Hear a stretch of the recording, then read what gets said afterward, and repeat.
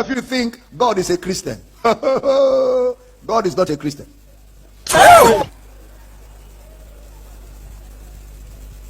When you finish laughing, I repeat, God is not a Christian. Many of you think if you're not a Christian, you won't go to heaven. Lie. There's no salvation in. When did Christianity start? People went to heaven before Christianity started. Christianity started in Antioch in the book of Acts.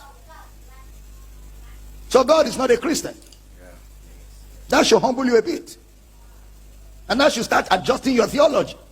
Christianity started in Acts, in Antioch. And it is unbelievers that gave the name.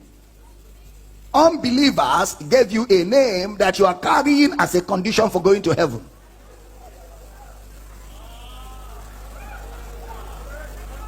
It is unbelievers. Unbelievers who watched the people that were adherents of Brother Paul's teaching. After teaching for some time, and they saw the transformation that happened to these people. That means before then, they didn't have name as Christians. They were called believers. They were called almajiris, disciples.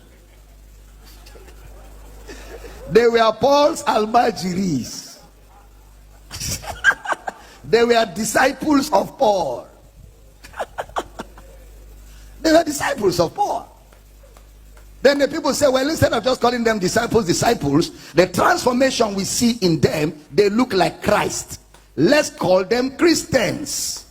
But before then, many people have gone to heaven, including the thief on the cross. So you don't have to be a Christian to make heaven. Abraham was not a Christian. Isaac and Jacob were not Christians. Moses was not a Christian. Abel was not a Christian. Isaiah was not a Christian. David was not a Christian. All the patriarchs were not Christians. Even Jesus is not a Christian.